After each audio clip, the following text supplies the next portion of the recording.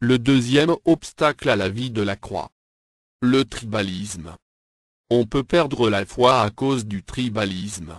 Le tribaliste est celui qui juge les autres personnes, en se basant sur leurs origines, ou sur leur lieu de provenance.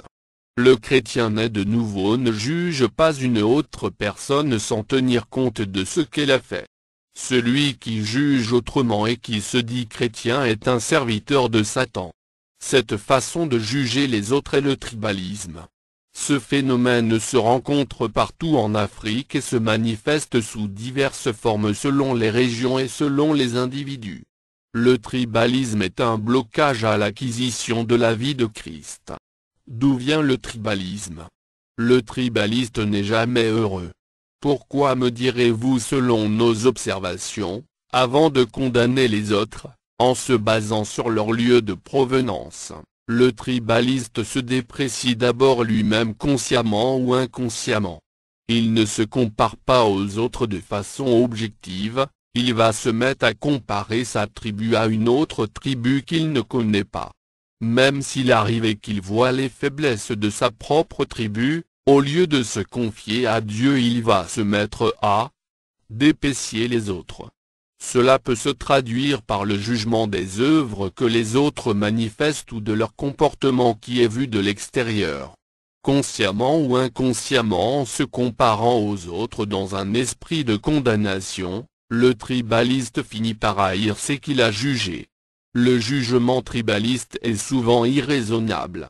Cela est dû au fait qu'au lieu d'aider les autres, le tribaliste juge pour juger.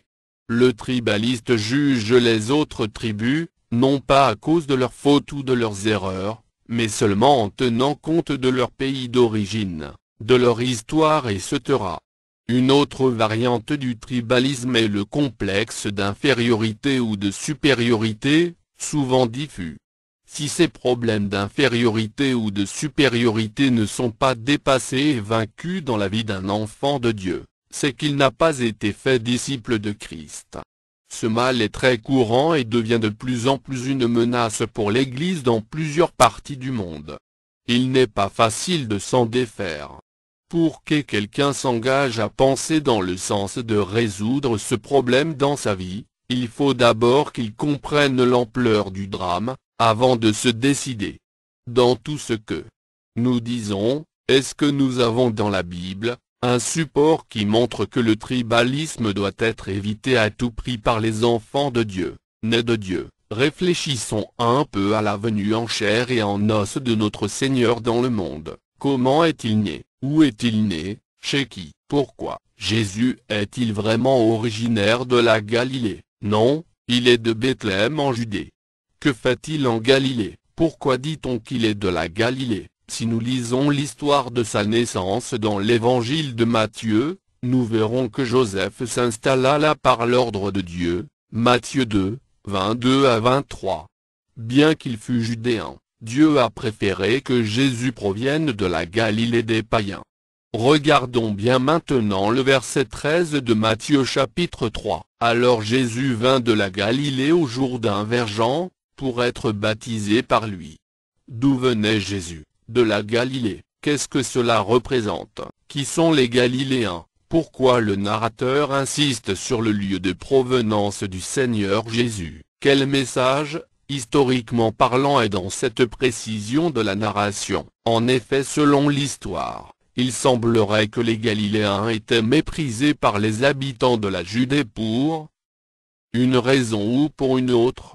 Selon certaines sources historiques, dans les tout premiers siècles de notre ère, la Judée qui est le centre du judaïsme voyait les gens de Galilée comme un peuple impur, indigne au culte ancestral du peuple de Moïse. Les soldats romains avaient, paraît-il, plus d'une garnison dans cette région de Galilée. Si ces gens de cette partie-là étaient méprisés par les religieux de Jérusalem ou même de la région judéenne tout entière, pourquoi Jésus devait-il venir de la Galilée? Pour accentuer sa crédibilité, pourquoi ne devait-il pas au contraire se faire entièrement citoyen de Bethléem, la cité du roi David? Rien de cela ne fut fait par Dieu pour promouvoir la gloire de Jésus. Rappelons que Jésus est Dieu venu en chair. C'est-à-dire, Dieu devenu un humain. Nous disions que Dieu ne fit rien pour se faciliter la tâche dans le gain de la popularité dans ce monde, mais au contraire, il a dû se battre pour que les vrais chercheurs de la vérité parmi les humains le découvrent uniquement sur le plan spirituel, et par là qu'ils comprennent qui il était réellement. Les choses gagnées facilement ne sont pas précieuses souvent.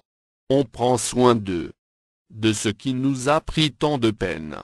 Les gens qui ne veulent pas chercher Dieu critiquent Dieu sur la base de leur ignorance, qui est souvent le fruit de la paresse.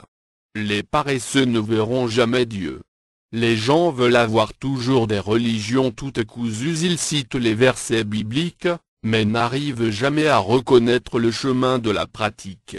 Lorsque Satan change le problème un peu différemment de ce que la Bible dit concernant ces cas précis, ils sont confus. Ces gens apprennent toujours mais ne parviennent jamais à la connaissance. De telles personnes sont nombreuses aujourd'hui. Elles étaient là au temps de notre Seigneur. Nous lisons, ils lui répondirent, es-tu aussi galiléen? Examine, et tu verras que de la Galilée il ne sort point de prophète. Jean 7, 52. Ceux qui raisonnent comme ces gens sont ceux qui ne veulent pas faire d'efforts supplémentaires dans l'exploration de la parole. La Bible avait-elle déjà prévu que Jésus doit avoir un certain nombre de qualificatifs quand il sera là? Bien sûr, le Seigneur a prévu un certain nombre de titres qui lui sont propres. Ces titres sont des signes.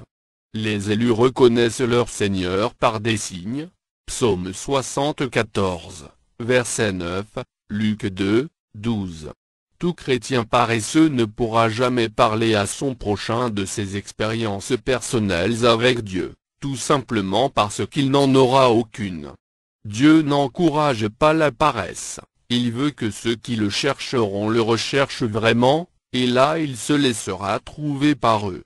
À part le fait de se laisser trouver par ceux qui le cherchent vraiment, Dieu a voulu que Jésus vive la vie de ceux et celles qui sont méprisés sur la terre.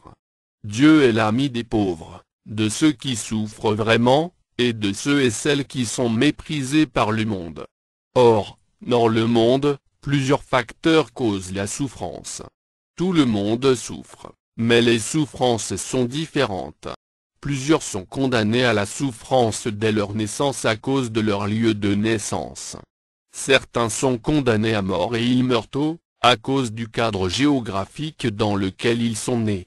Certains n'ont pas pu vivre 100 ans parce qu'il n'y avait pas de sérum chez eux, d'autres auraient atteint 60 ans si les moustiques avaient été moins forts. Certains sont morts-nés parce que leurs mamans n'ont pas eu la grâce d'être suivies par un spécialiste dans les moments de leur grossesse.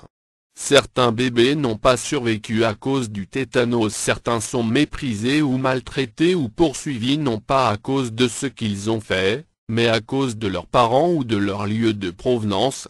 S'il y avait un choix à faire dans le sein maternel, combien de bébés africains aimeraient naître noirs? Nous naissons involontairement, sous la souveraineté du Tout-Puissant. Il arrive quelquefois nous nous plaignons de notre sort, peut-être avons-nous hérité un sol pauvre, peut-être est-ce une terre salée ou un petit lac, ou encore un terrain marécageux ou peut-être une montagne, ou un lopin de terre, de peu de valeur et se taira. Dieu voudrait dire à ceux qui voient en ce qu'ils ont reçu de leurs parents comme un héritage trop étroit, que ce n'est pas cet héritage-là qui est le leur vrai héritage c'est la mort de Jésus. C'est par elle en effet que la vie victorieuse qui est Jésus-Christ coulera en eux. Il ne faut pas compter sur les réussites des autres pour émerger, ceux qui émergent ainsi savent qu'ils ont passé par la porte large. Ceux qui passent par la porte large ne sont pas qualifiés dans le ciel. Jésus pouvait profiter mais n'a pas osé le faire. Il avait choisi de naître là où il y a de la souffrance et la mort juste. Toutes les pauvretés étaient là, bien réunies sauf une. Les pauvretés financières, matérielles, sociales, tout ce qui est redouté par l'homme était ce que Christ avait comme héritage terrestre.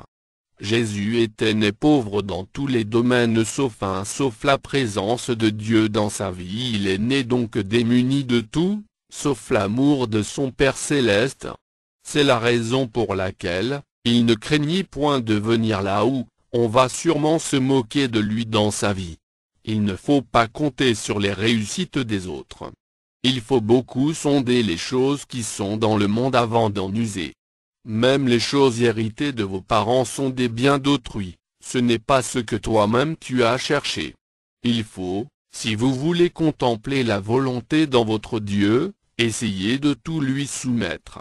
Il faut vous soumettre à ses préceptes d'abord avant de savoir ce qu'il faut prendre et ce qu'il ne faut pas prendre dans cette vie, comme vôtre.